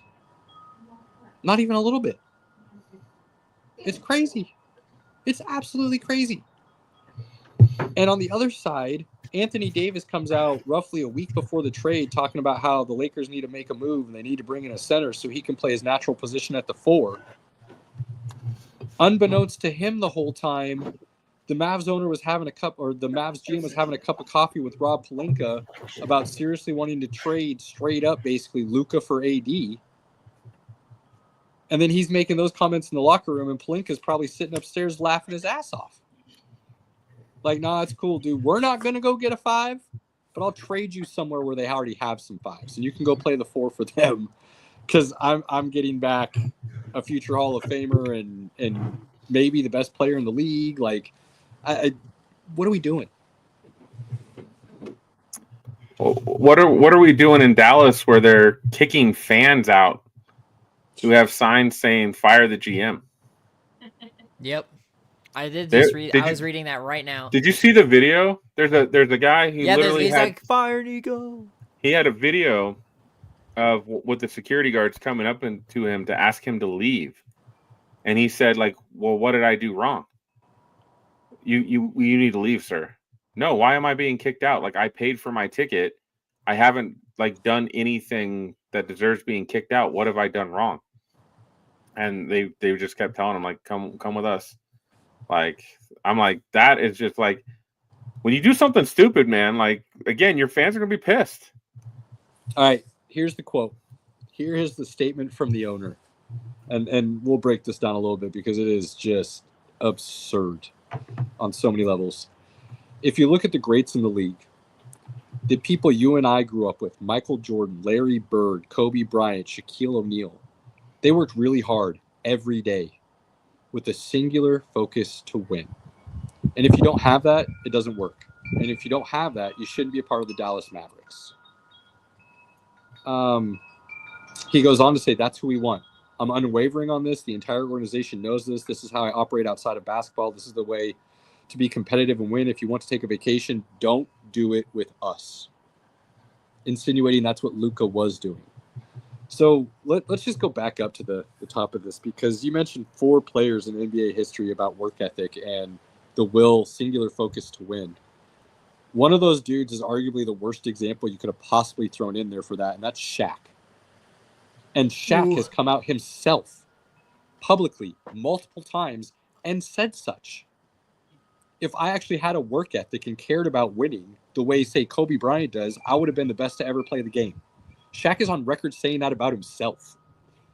So you're already mentioning a guy within your quote and statement where what you're saying doesn't apply to. Then, to show how short-sighted you are and how not within the organization you are, you have a dude that was in-house that has a statue outside your stadium that had that work ethic. That's a Hall of Famer. That's widely regarded as the greatest foreign player to ever play the game. He's one of the top maybe 50 greatest players. Not maybe, he is. He's maybe one of the top 20 greatest players. Not maybe, he is. And that's Dirk Nowitzki. You didn't bring his name up in any of that. Do you think maybe there's a reason for that? Do you think maybe it's because you know Dirk wouldn't agree with the statement that you're about to present? Or Dirk how about the fact that Mark Cuban was at the LA game. Basically said, Mark Cuban's gone like this. Not me. Dude, I was out. I didn't do this. I would have divorced my wife to keep Luka. Like, he's on record saying that. He's on record saying he would start a franchise with Luka over Dirk, and Dirk's like his second son. Like, Mark Cuban had nothing to do with this. And he was yelling at some of these fans last night who were saying fire the GM and stuff, and people were trying to get on him. So I looked into the story a little bit. From what I've gathered, and I could be wrong, but from what I've gathered, Mark Cuban was yelling at those fans to sit down and shut the F up because they were doing it while the Mavs were shooting free throws. Yes. This isn't a dude and a part owner and a guy who, probably wishes he didn't sell the team at this point. This is not a guy who is trying to defend what the ownership and the GM did. This is a guy who still deeply cares about this team and doesn't want to see fans doing something that could cost them a loss, in the sense that you shouldn't be doing something while your team is trying to be good. You should be doing it while the other team's trying to be good. Like, that's the nature of sport, right? That's what Mark Cuban was doing. That's why he was telling them to sit down and shut up. Not because he's defending the terrible move that was made. So there are so many things about this that are bad. You look at the other side, and it's I mean, you can't say it's anything else but an A+ trade for the Lakers. The only way this doesn't work out for them, and I've kind of talked about this, but is if he doesn't re-sign with them in 2 years. If he chooses to go somewhere else and he doesn't want to stay in LA long term. But like, let's be honest, you were probably only going to get 2 more years of AD. Right. Like, if Street Clothes played any more than 2 more years at a high level in LA, that would have been a miracle. So you get a better player at a younger age in Luka. You're pairing him with LeBron. You build around him for the next 2 years, and you see what happens. If he re-signs, great. If he doesn't, you still won the trade. You didn't lose anything in my mind. The only way he doesn't re-sign is if the Nuggets can make him an offer. That's it. I think they're, and we can talk about this more in the coming weeks and years and stuff, but the Lakers aren't a destination organization like they used to be. People aren't running to that front office to play for Dr. Buss. Okay? Jenny doesn't control the same kind of demand. And if I'm being perfectly honest, when Kobe passed, they lost their ambassador. They don't have a gold and purple to represent the Lakers and bring people in anymore. I mean, honestly, even Magic doesn't support them the same way he used to. Nope. Because of all the turmoil they went through when he was there as the GM. There's been a rift, a divide there ever since. He's Commanders all the way. So what is there about the Lakers other than it's LA? And if somebody doesn't want to be in LA because it's in California and you're losing half of your salary in taxes to play there as your home base because you play more home games than you do road games, like, there's things to discuss now where LA doesn't command the same authority within league circles that they used to. It's no different than Dallas and the Cowboys, if you're being, perfectly honest about the situation. Right. I don't think those are destination spots for players anymore. Dallas is a little different because of Texas and state income taxes, so that, allows you to make more money, if you will, or your dollar stretch further, however you want to look at it. But, LA's got a year and a half to show Luka why he should stay, and by why he should stay is what they put on the court around him. And if they can't do something where he's a perennial contender, I mean, I don't see why he would stay there over a lot of other places within the NBA that would be willing to pay him for his services. So the idea that he's guaranteed to sign with them, I think is a pipe dream, to be perfectly honest with you at this point. I'm not saying it couldn't be a possibility, but I think it's as likely as any other possibilities, if I'm being honest. So we'll see what happens. The last thing I'll say real quick, and I'd love to hear what you think about this as well, guys. How do you say Luka is out of shape when the dude is basically averaging a triple-double at the NBA level? It might just be me. Maybe it's just me. I grew up playing some sports, and when a dude averages roughly 35 minutes a game and he's averaging almost a triple-double, you want to say he's got a little extra weight on him. Okay, cool. But I don't know how you can call him out of shape when that's arguably the most taxing physical sport in North America. 35 minutes of good running, straight running. There is no other sport like that. Hockey, they take their breaks. They constantly do the shift changes. Hockey's crazy too, don't get me wrong. That's also a really high level of endurance. NFL, you're getting constant breaks after every play. Soccer, they're walking most of the time. Like, there isn't another sport where it's almost continuous motion like the NBA is in a lot of scenarios. Obviously, end of game, we're not even going to discuss that. But, I find it hard to say somebody is out of shape. I mean, he's looked a little put up that kind of stat line and minutes played at that level. He's looked a little chunky. I'm just saying. Right, but it's not like he's Jokic, where back in the day when everybody knew Jokic was heavy, and even he said he was heavy, Luka's not walking. Like, Jokic did a lot of walking. He'd get the ball from somebody, and he'd walk it up the court real nice. Luka's running still. Like, you want to say he's a little overweight, fine. But to say you're out of shape, I think is a crazy statement to make when the dude's playing almost every game for you. This he had some injuries, right? Like, okay, fine, but that's not like been his career. He just led you to the NBA Finals almost single-handedly. Like, what are we talking about here? It's a weird conspiracy issue because, like, again, this trade just doesn't make sense at all. It just, for the Lakers it makes sense, but it doesn't make sense for the Mavs. You give up 80 and a first for a generational talent? Done. Right. The Lakers are like, wait, that. Done. Wait, what are you saying? Okay, yeah, let's do that. Like, that's a no-brainer for them. Like, that's one of the times where you're like, that's one of those times where you're like, hey, send it to me right now. No, you sign it and send it to me right now. Right. Like, you're not even gonna type it up and send it because you don't want them to maybe rethink it.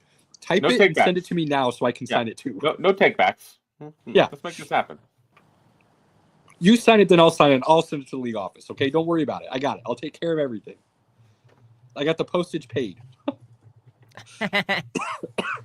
Just crazy. Two other big moves, I think. Got 10 minutes. Two other big moves. I think we saw both of them coming.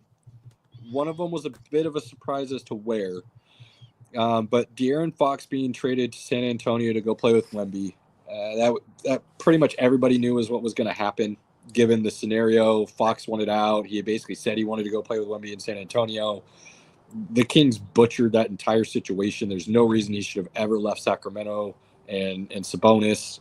Like, the Kings are terrible. Then you bring in, with that trade, you bring in Zach LaVine.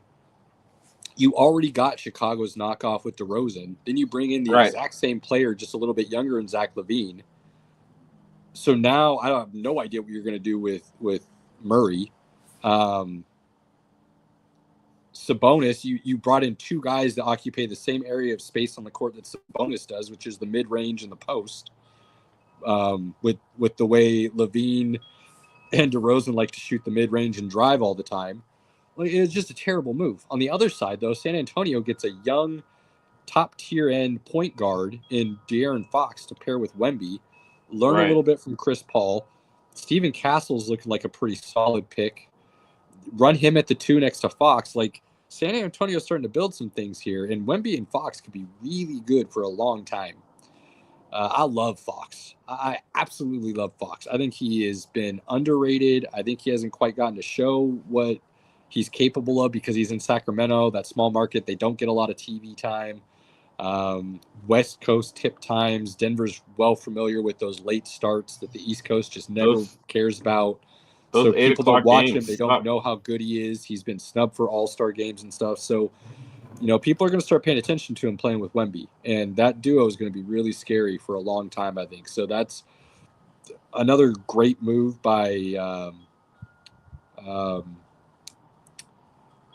why am I drawing a blank on the GM's name? Buford? Oh, the GM of the Spurs? I don't know. Wow. So anyways, another great move. Pop is still out, which, by all accounts, he had a seizure. But he talks to Chris Paul after every game, I've heard, and they kind of compare notes. So he's still involved some way, and be interesting to see if he comes back to the actual sideline to coach again and what that looks like. But San Antonio is still in a good spot. Real good spot right now. So it was a great move by them. They didn't have to give up too much. They had a ton of picks that they could get rid of. So they gave up a couple firsts, and they still have firsts in those same years. So it's not like they gave up what they had and now they have nothing, just the player. They still have the player and like their picks. So they're in a really, really good position. The other trade would be Jimmy Butler moving on from the Heat. I mean, no one saw this coming. I'm just kidding. Let's be honest. At this point, I think Pat Riley's lost his fastball. Because you bungled this scenario so badly that you had to trade him. And you had to trade him for pennies on the dollar. Like, if we're being honest, you got back Andrew Wiggins. I mean, like, you got back a poor man Jimmy Butler. And I know there's some other pieces involved, but nothing of significance. So you played it poorly. Kind of like Portland last year when you could have gotten all those pieces from Miami for Dame Lillard. And instead you chose to hold on, wait, and then you ended up moving him to Milwaukee for a less package. Well, that's what Pat Riley ended up doing here because he wanted to dig his heels in and show that he runs the organization, not the players. And it hurt him. It cost him. On the flip side, though, Jimmy basically told Golden State, there's no way I'm signing a long-term extension with you, or any extension. I shouldn't say long-term. I'm not signing an extension with you. So if you trade for me, I'm a rental. The only person I'm signing with is Phoenix. Well, guess what?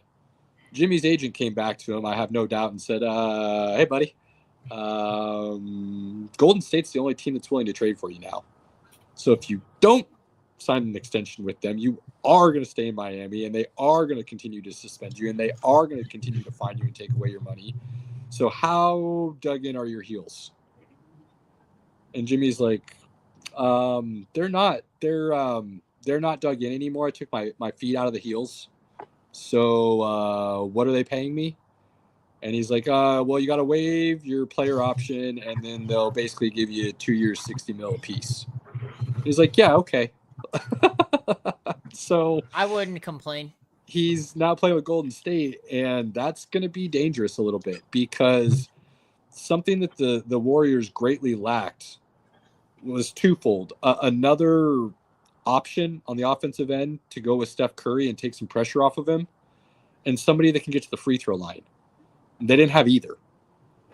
Jimmy Butler, I believe, has shot, I think I heard a stat was like 24 free throws in the last 2 games.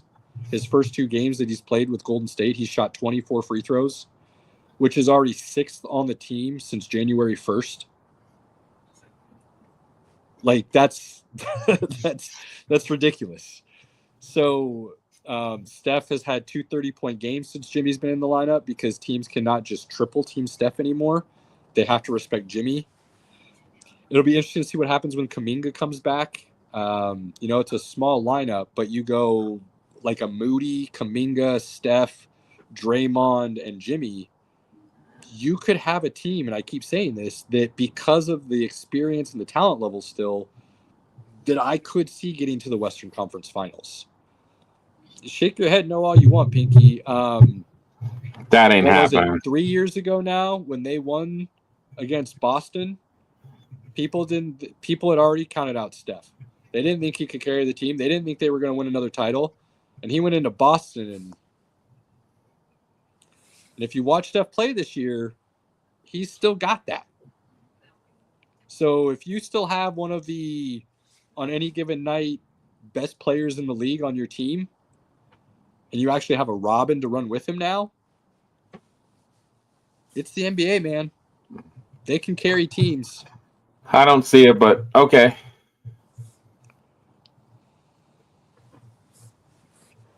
Let me ask you this.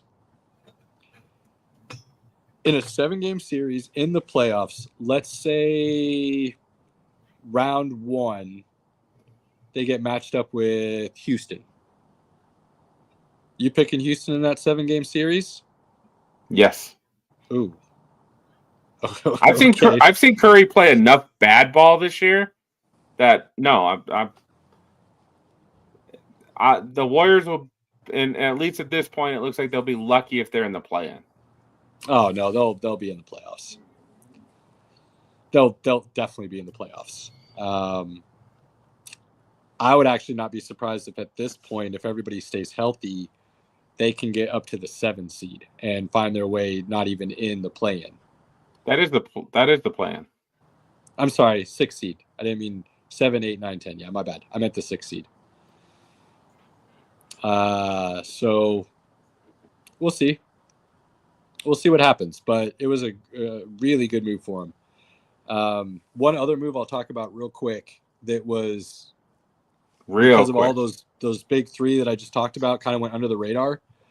Cleveland trading for DeAndre Hunter from Atlanta and switching Hunter for LeVert was actually a really sneaky good trade that, like it or not, moves them a lot closer to level with Boston. As far as when you look at the talent, position for position, player for player, there's not a huge gap there between Cleveland and Boston. And in a lot of situations, you could even argue that at this current point, it's dead even, because Cleveland, you could argue, has slightly better in a couple of those positions. So kind of interesting when you think about it and you look at it. I mean, Boston, you might only say is better in 2 positions with Brown and Tatum, and you might give the other 3 to Cleveland. So that's another sneaky move that went under the radar, I think, a little bit, that truly does put Cleveland as a serious title contender with the way they've been playing this year. I mean, Cleveland is definitely a title contender, at least at this moment, because they're going to have the 1 seed and should be in pretty good shape for the playoffs. So they're running away with it right now. All right, final thoughts. Let's wrap it up. Caleb, your final thoughts? I'll give it. OKC's getting Chet back. That's going to be like he's back. He played in their last game. I know. I just mean like they're getting him back, as in like they're the number 1 team in the NBA and they're getting him back. Like that's kind of scary. So I'm excited to see how they work him back into a team that's already just gelling so well. I don't think it's going to be a problem because he's part of that chemistry that they already have. He's very much a part of that. I just mean with his rotational minutes and things of that nature, with the way Hartenstein's been playing really well, and then how do you distribute the ball with the way Williams has been playing, and obviously SGA and everything else. I'm excited to see Chet come back. That should be good. Robert? I'm excited for Captain America this weekend. A lot of hopeful things for it to be good. So I'm really excited for that. And then Invincible on Thursday, baby. Let's go. All hail the Joker. The guy is just freaking on another level. He's like his play last night, without Porter, without Westbrook, Aaron Gordon's banged up, and they still rolled. They actually scored the most points they scored all season. Now they were playing a bad team. Do you think Malone had a conversation with them at one of the horse races over there in Serbia, and he basically looked at Joker and he goes, "Hey man, look, I know it's not something you necessarily have cared to do, but we're not going to be great next year. And if you don't decide to just score a lot of points, finally, we're going to be in a lot of trouble. Could you just, 4 points, maybe just a little bit next year, score some points and carry us? That'd be great. If you could just be a little bit better than you already have been." Like, I just see that conversation happening, and Jokic's just sitting there, like, not even watching Malone while he's talking to him, just watching the horses cruise around. And then Malone finishes. He's like, "What do you think?" And Jokic's just watching the race. He's just like, "Yeah, sure. No problem, coach." Like, yeah, all right. I got you. That sounds like Joker. He's putting up all-time numbers. He's amazing. He's fun to watch. Anybody, if you still want to say Shea's better, Luka's better, that's fine. But if you're not entertained by watching that guy play basketball, there's something wrong with you. It's not fine. Like, I'm not, this is not a homer take. This is me as somebody who loves the game immensely, and it's plain and simple. And I do this with every sport, and sometimes Pinky doesn't like when I do this because it doesn't always work, par for par, but switch the players. You put Jokic on OKC and you put SGA on Denver. Denver is not the 4th seed in the West. They're fighting for a playoff spot. And that's no knock on SGA. He's just not going to do all the things that Jokic does for the Nuggets to put them where they're at. You put Jokic on OKC, I think there's a very good argument that they're still the 1 seed. So, I mean, dude, let's put Jokic on some of those Philly teams that Embiid took to the playoffs. They probably advance a little bit further. They definitely advance further because think about what happens when you switch the players and their situation. What do you think the most likely outcome is? And if you can't sit there and be like, I think it'd be the same outcome, then there's a problem. And you shouldn't just be saying that other guy's better just because he scores more points. Especially when, if you look at it, the dude that you're saying is the MVP, and I'm not trying to knock SGA, okay? I'm just trying to put things into perspective. When he's averaging roughly a point more per game than Jokic, but he's averaging 6 less assists. He's averaging 7 less rebounds. I thought this was a final thought. He's averaging 0.4 more steals. Pinky, when did your inner monologue become Caleb? I mean, it's all good. He's boosting my take. I know. I'm just giving him shit. Sorry, I just couldn't let that. I'm tired of people being like, he's the best player. He scores the most points. Let's not do that anymore. I don't want to hear, the media's tired, recency bias. Let's just look at it objectively for what it is for this season. You're supposed to be voting on the MVP for this season. That's what you're supposed to be looking at. Not the fact that he won it 2 years previously, or this, that, or the other, or SGA deserved it last year, or this, that, or what did they do this year? Right. And then tell me who's the best player. Okay, cool, done. There we go. My bad. On that note, as I sit here in Phoenix, taking advantage of the opportunities I have to hang out with my inner circle loved ones, family, friends, cherish those moments. Do not take them for granted. Always, always, always take advantage of them when they're presented to you. Appreciate you boys as always. Anybody else that supports us, follows us, likes, shares, comments, whatever it is, we appreciate you as well. Until next Tuesday, we're out. Good night. Peace.